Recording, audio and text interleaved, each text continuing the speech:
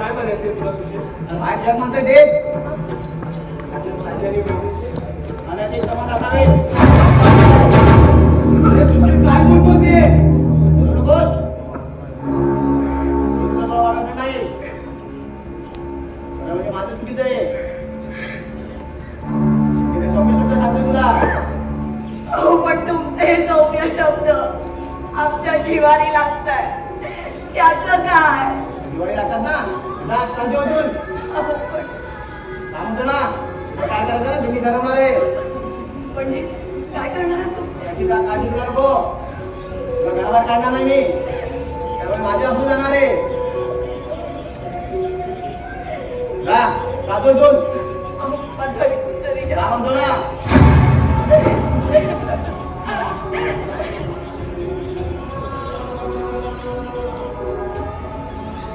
राजू, तू काय ठरवलंयस? कशामध्ये बोलतोस? आता झालेल्या गोष्टीबद्दल हे बघ, मी तुला मित्र मानतो म्हणून मी फोन मिटून गप्पा राहिलो. पण आता सर्व सणशिद्धीच्या गोष्टी पलीकडे जाऊ लागले.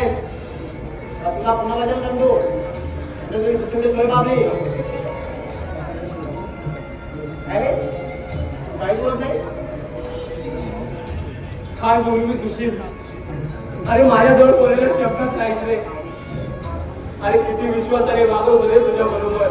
अरे अरे वडील भावासारखा मान येतो रे तुला. पण आज अरे आज नको तो संशय घेऊन आपल्या पवित्र नात्याला धक्का देण्याचं रे. सुशील सुशील माझ्यावर विश्वास नाही का रे तुझा? हे काय सुशील? जातो या घरातून निघून. पुन्हा कधी तुझ्या घरात मी पाऊल ठेवणार नाही सुशील. निघून गेला रंग, विरून गेला धागा, व्याकुळ हा जीव माझा किती काळ जागा. निघून गेला रंग, विरून गेला धागा, सुशील व्याकुळ जाताना मला एक संमती कशी आहे रे? बहिणीला सांगून टाकू. वहिनी, हो वहिनी, येतो मी. माझं काय, कुठेही राहीन मी. एक रस्त्यावरचा अनाथ माझ्या मित्राने मला आधार दिला, वाढवलं. एक चांगला नागरिक म्हणून मला जगण्याची संधी दिली. त्याने सांगितलं म्हणून मी जातो या घरात. पुन्हा कधीच तुमच्या घरात मी पाऊल ठेवणार नाही. पण वहिनी, माझ्यामुळे तुमच्या सुखी संसाराला सुरुवात नको लागायला. जगाच्या पाठीवर हा कुठेही असताना राजू, तरी तुमच्या दोघांचे हित चिंतेत. सुशील,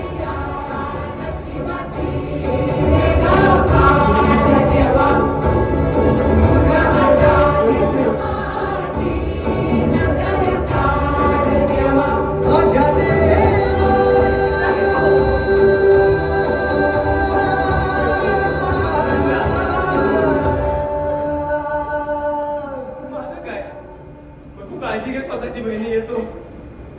आल्या गेल्याची नात्या कोऱ्याची नजर दूर काढ देवा, घरातल्याची दारासऱ्याची नजर दूर काढ देवा.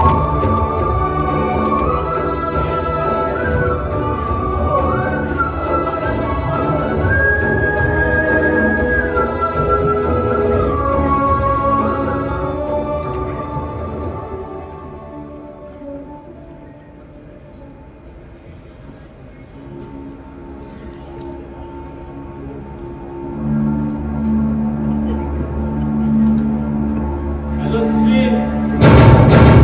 अरे बरं झालं घरी भेटलाय. नाही तर तुझा शब्द हात झाले असते बघ माझे. काय काम आहे माझ्याकडे? अरे काम कसलं शर्माचं. तुला एक आनंदाची बातमी सांगायला आलोय. आनंदाची बातमी? कसली रे? वरांने बोलवलंय तुला. आज एकदम झकास पार्टी देणार आहे मी सर्वांना. आज अगदी मनसोक्त पेयाची. काहीतरी गमाट असेल दिसतोय तुला. आणि ते नंतर सांगतो, आधी बाहेर चल. थांब, एक चांगली पार्टी कोण करणार आहे? गंगा? गंगा, हे बघ, मी जरा बाहेर जातोय. बाहेर पार्टीला आज नाही गेलं तर नाही चालणार का? हा? इथं बसून काय करणार आहे मी? काही काम आहे का? नाही हो, काम काहीच नाही. पण अरे सुशील, चल लवकर. आम्हाला वेळ होतो तिकडे. येतो मी. चल. अहो लवकर या.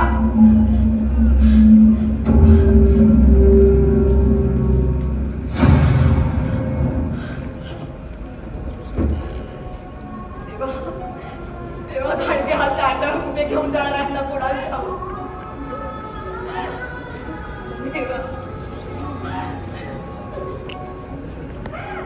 काय चालवलं तुझे माझ्या आयुष्याचं. त्या बिचारा राजू भाऊजींची काय चूक होती, तरी सुद्धा त्यांना या घराबाहेर जावं लागलं. खरी अपराधी तर मी आहे. मीच या घरामध्ये जर प्रवेश केला नसता ना तर हे असं काही घडलंच नसतं. जीवलग मित्राची ताटातूट घडलीच नसती. सुशीलचं सुद्धा एखाद्या चांगल्या मुलीसोबत लग्न झालं असतं. अगदी सुखाने संसार थाटला असता त्यांनी. मीच कपाळ करायची. या घरात आल्या आणि सगळ्यांना मनच लावला. सगळ्यांना मनच लावला.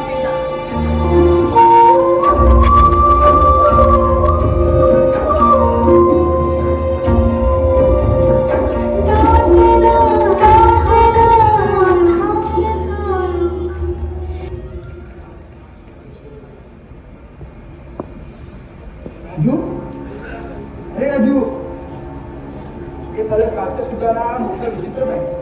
कधी म्हणून हॉटेला हो देणार नाही. पण बाई अगं जरा बाहेर ये बघू. काय भेटताय मामांची. हा राजू कुठे गेला? मामांची सुशील आले होते घरी. राजूभाऊजी माझी समजूत काढत असताना त्यांनी आमच्या शिलाबद्दल संशय घेतला आणि बिचारा राजूभाऊजी या घरातून हाक लावून लावलं. बाई अगं रडू नको. संकटावर मात करायचा प्रयत्न कर. त्यातून निश्चित मार्ग मिळेल. मार्ग मिळेल पण कधी. मला ना आता ह्या झगड्यातच अर्थ वाटत नाहीये मामांची. झगड्यातच अर्थ वाटत नाहीये. काय आहे तुमच्या नावाची? काय? काही करा.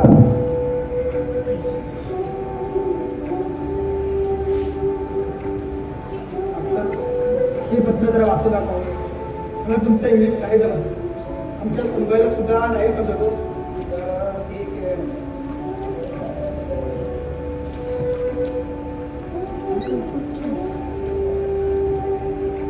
हे पहा, इंदिराबाई जास्त आजारी आहे. तुम्हाला ताबडतोब बोलवली आहे आणि त्या करणाऱ्याचे नाव आहे सदानंद गुरव.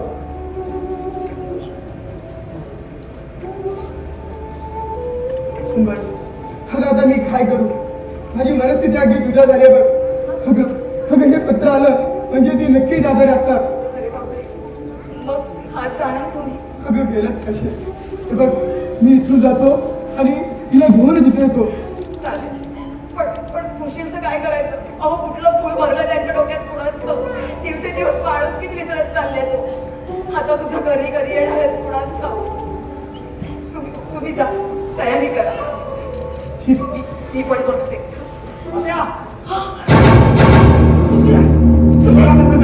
सुशील काय झालं. काय झालं सुशीलला? काहीच कळत नाही. मला रस्त्यात भेटला. सुशील काय झालं. काय होतं तुम्हाला. कोणी फसवलं तुम्हाला. अरे काय म्हणतो सुशील. अरे पण मला तू रस्त्यात भेटला नव्हतास. तुझा दोष नाही रे. जीवने मला जाणून दिला. घेरे येऊ लागले. मामाजी लवकर चला. या हॉस्पिटलमध्ये घेऊन चला. चला लवकर. तात्या, मी टॅक्सी बघतो. मामाजी. अरे तूच तर त्याला बाहेर हाकलून दिलास ना. सुशील घाबरू नका. तुम्हाला काही नाही होणार. नाही नाही सुशील.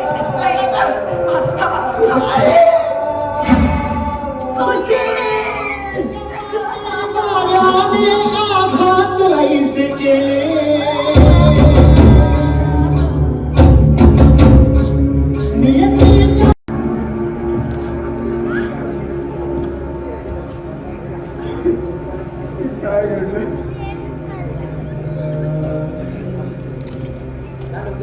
अरे कसलं दुःख देऊन गेला त्या आपल्याला.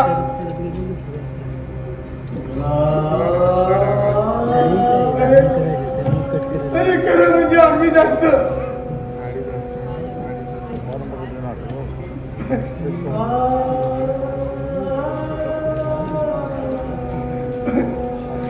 आमच्या पूर्वी तूच कुठेतरी लपवून बसलास पोरा.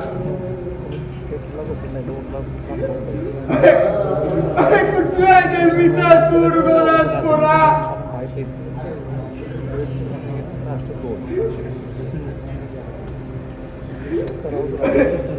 पोरा तुझी अरे का रागवलास माझ्यावर.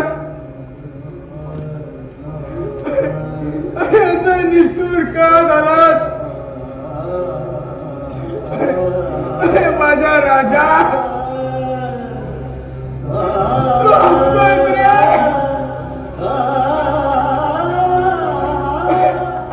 मला बघिता त्या रडतो रे.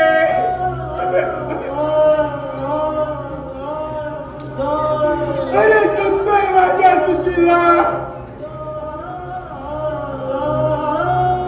दहेजीच्या मरंगासारखा चुकतोय रे.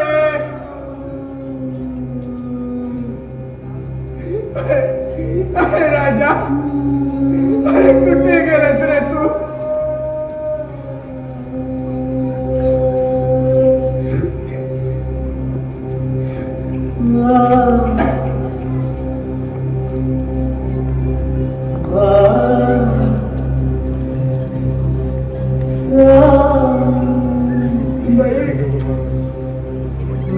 जरा बाहेर बघू.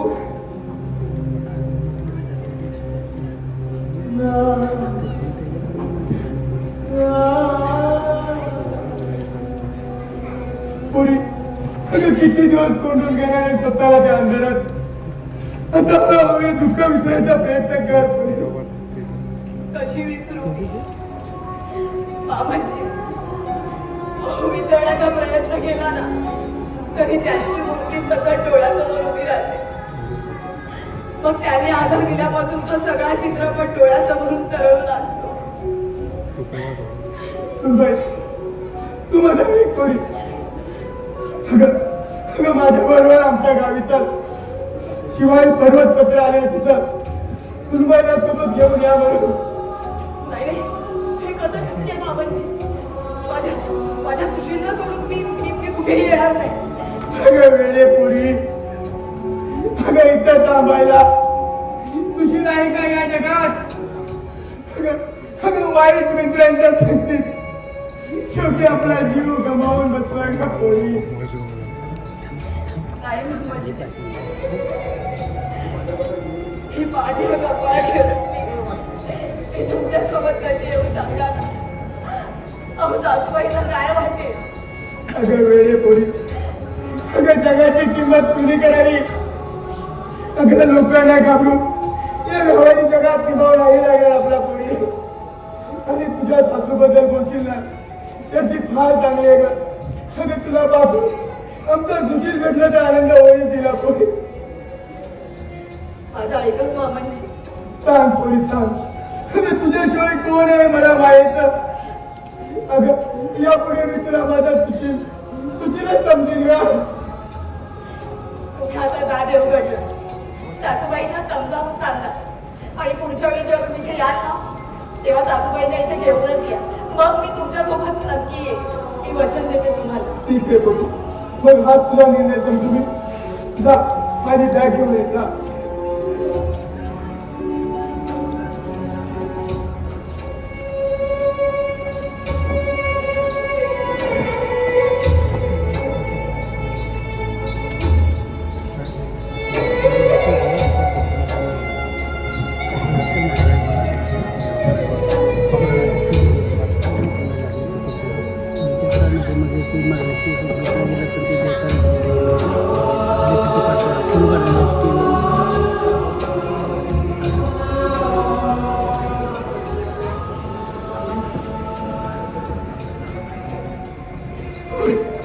अगं काय आशीर्वाद देऊ तुला.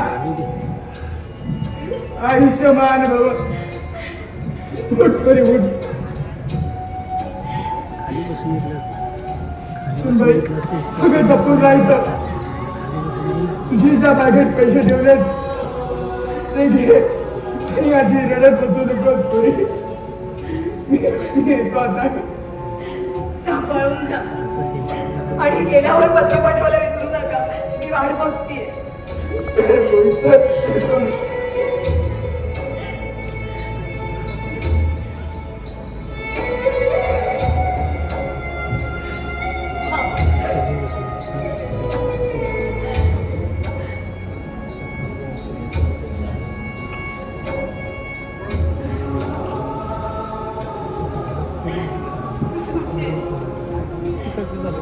काय झालं होय आपल्या संसारात?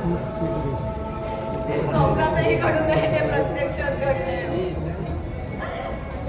सुखासाठी धाव घेतली पण नशिबी आलंय हे वैराण वाळवंट. सुटताना हात विझताना वाट वाटेता कंकाळही परजूया घडले जे सारे उधाण मागे हिरणी तुला सभाग माझा उडून जगायचे आहे अधुरी स्वप्न साजली पुढे करायचे उसुनी आसवी उभी निहायची कथा नवा सत्याचा अर्थ जीवना तुझ्या सावलीत माझे क्षण अनुगड आज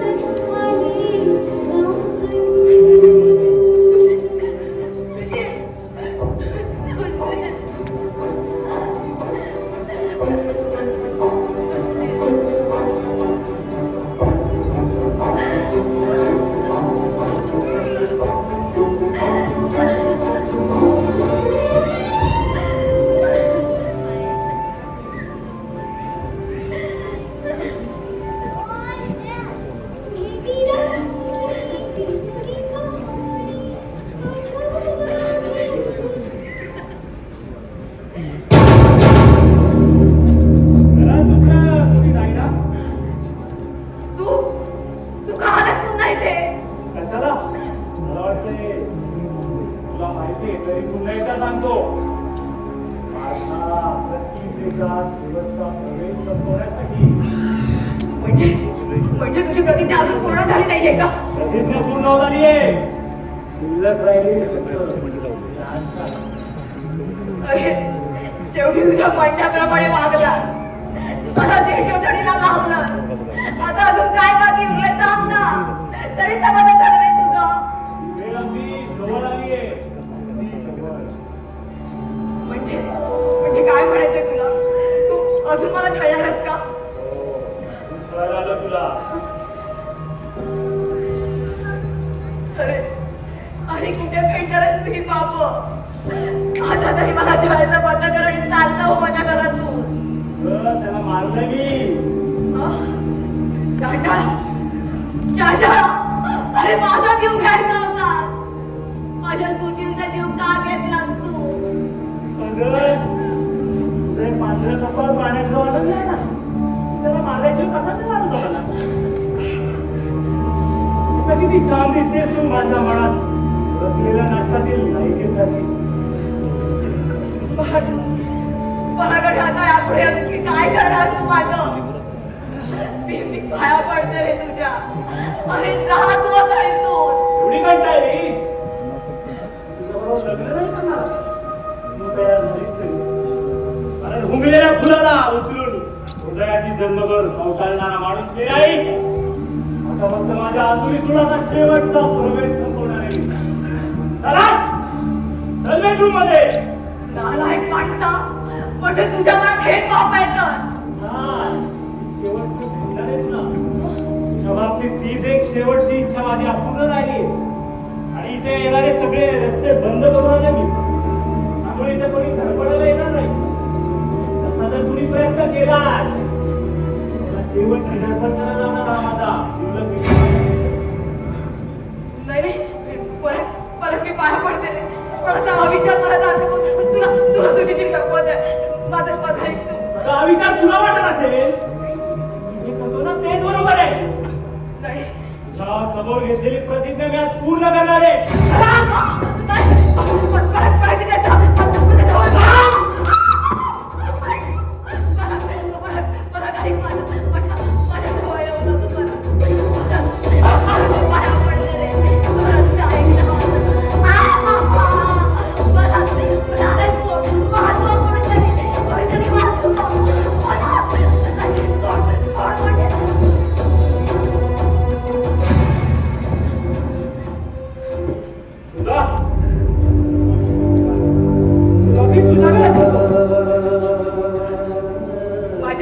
माझ्या लहानपणापासून आहे ते माझ्या गळ्यात. आणि हा फोटो कोण असा त्यात? माझ्या आईचं.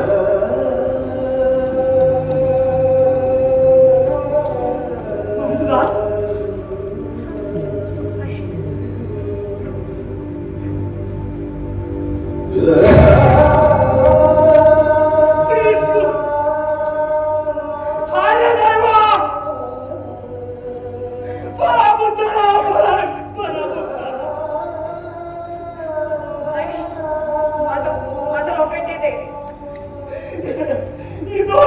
रॉकेट घे प्रभा.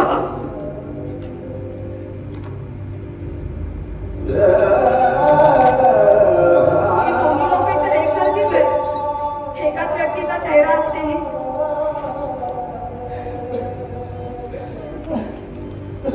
आणि ही प्रभा कोण आहे? आता कुठल्या तोंडाने सांगू का? ही प्रभा कोण आहे? आधी तुझी जर ओळख पडली असती तर ही वेळ आली नसती.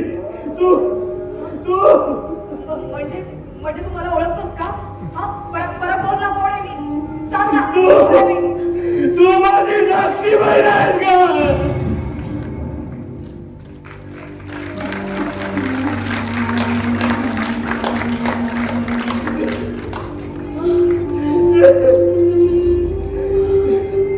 काय सांगतोस काय तू हे? होय कुंदा, हे सत्य. जवळजवळ 20 वर्षापूर्वीची दर्दभरी कहाणी आहे. रांजणगावात एक सुखवस्तू संपृष्ट राहतो. माधवराव मुजुमदार त्यांचे नाव. पत्नी आणि 2 मुलाचा सुखाचा संसार होता. मुलगा तेव्हा 11 वर्षाचा असेल आणि मुलगी साधारण 4 वर्षाची. एके दिवशी भैरवनाथाच्या यात्रेला ते चौघे जण शहरात गेले. यात्रेचा दिवस होता तो. यात्रेत खेळणी खरेदी करण्यात त्या चिमुकल्यांची जणू स्पर्धाच लागली. आणि त्याच दिवशी माधवरावांनी 2 लॉकेट आपल्या मुलांच्या गळ्यात घातले. आपल्या पत्नीचे फोटो भरले त्यात. इतक्यात कुठून तरी लुटारूने हल्ला केला. संबंध काबीज केलं होतं. सगळीकडे धावा पळापळ सुरू झाली. माधवराव आपली पत्नी आणि 2 मुलांना घेऊन रस्ता शोधू लागले. इतक्या दुर्दैवाने मौत केली आणि माधवरावाच्या पत्नीला एक गोळी लागली. त्या जागीच गतप्राण झाल्या. हे दृश्य पाहून माधवराव झटकन तिकडे धावले. आपल्या मुलांचे भारत त्यांना राहिले आणि इतक्या उधळलेली बैलगाडी माधवरावांच्या अंगावरून गेली. तो छोटा मुलगा ते दृश्य पाहून तास येते देखील चालला, रडू लागला. आपल्या आई बाबाकडे धावला. नियतीने आपला डाव साधला होता ग. माधवराव आणि त्यांच्या पत्नीची जीवन ज्योत तिथेच बाळगली होती. तो त्या मुलगा आपल्या छोट्या चिमुकल्या बहिणीची आठवण झाली. संबंध दिवस रात्र त्याने आपल्या बहिणीला शोधलं, पण ती बहीण त्याला कुठेही मिळाली नाही का? कुठे कुंदा तिची मुकली दुसरी तिसरी कोणी नसून तू आधीच गेला तू आधीच आणि हा तुझा भाऊ दुर्दैवी पराग आई वडिलांना मुकलेला आणि धाकट्या बहिणीला चुकलेला पुण्यातील लॉकेट मात्र जीवाचा जोडीने सांभाळतो आणि जी शेवटच्या आठवणाने आपल्या धाकट्या बहिणीला दाखवण्याचा भक्कम पुरावा तोच माझ्याकडे होता एके दिवशी कुख्यात त्याने मला घाटले आणि नोकरी देते असे सांगून आपल्या अड्ड्यावर घेऊन गेले मोन्या दादाचा अड्डा होता तो त्याच्या वाईट कामांमध्ये अगदी तरबेज झालो आणि एके दिवशी मोन्या दादाचा उजवा हात म्हणून ओळखू जाऊ लागलो 2 वर्षापूर्वी मोन्या दादा कार अपघातात गेला आणि तिथून सर्वजण मला पराग दादा म्हणून ओळखू लागले हाय रे दैवा किती विचित्र धाका तुझे आणि किती विचित्र भेट आहे भाऊ बहिणीचा काही वारी असतो का पण हा भाऊ तुझा वडी झाला जन्माचा दारोदार बनला जिथं जिथं सुख शोधण्याचा प्रयत्न केलास तिथे तुझ्या वाट्याला फक्त दुःख दिलं आणि तुला वेचाच्या बाजारात विकण्याचा प्रयत्न केला तुझीचा बळी देव वैधत्वाचा डाग आला आणि एवढं नीच कृत्य करून आज तुझ्या शिलाचा आस्वाद घ्यायला आला आपल्या स्वतःच्या बहिणीचा सूड घेणारा तिला माणसातून उठवणारा पराग मुजुमदार मी राक्षस आहे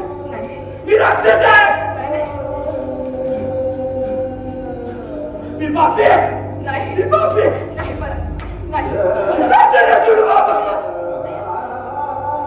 तुकड्या करा माझ्या आणि गिधडाला काय लागला नको त्या गिधडाला सुद्धा आपला निमित्त राबविते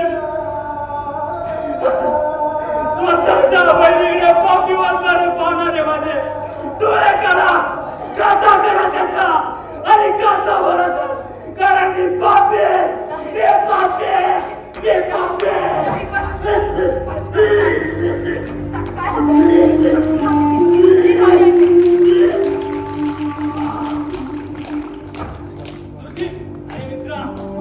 खूप वाईट वागणूक तुझ्या बरोबर शक्य असलं तर मला माफ कर पण कुठल्याही लायकीचा नाही रे मी तुझ्यावर मैत्री करण्याच्या आता या मला जगण्याचा अधिकार नाही आता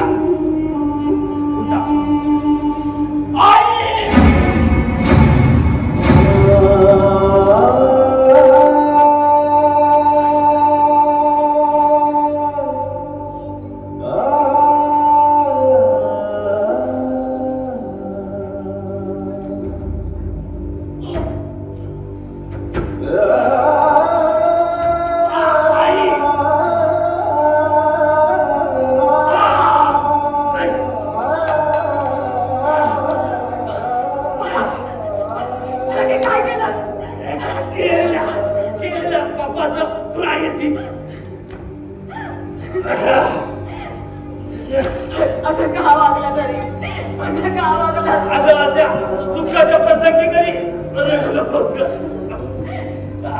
आयुष्यभर तुला रडत ठेवलं तुला बाबा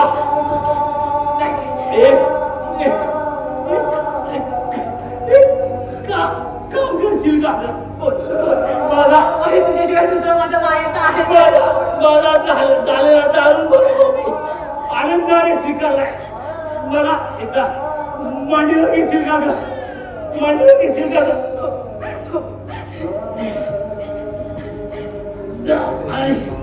आणि माझी एक शेवटची इच्छा पूर्ण करशील असं बोलू नको मला असं बोलू अगं असं रडू नकोस शेवटचं सोबते मी तुझा माझी एक इच्छा पूर्ण कर शेवटी मला पराग दादा म्हणून एकदा हात मारशील का ग कारण तू मोठी झाल्यापासून तशी आम्ही प्रथमच ऐकणार आहे. बोलला का एकदा बरोबर एकदा बोलला दादा दादा आहे प्रभा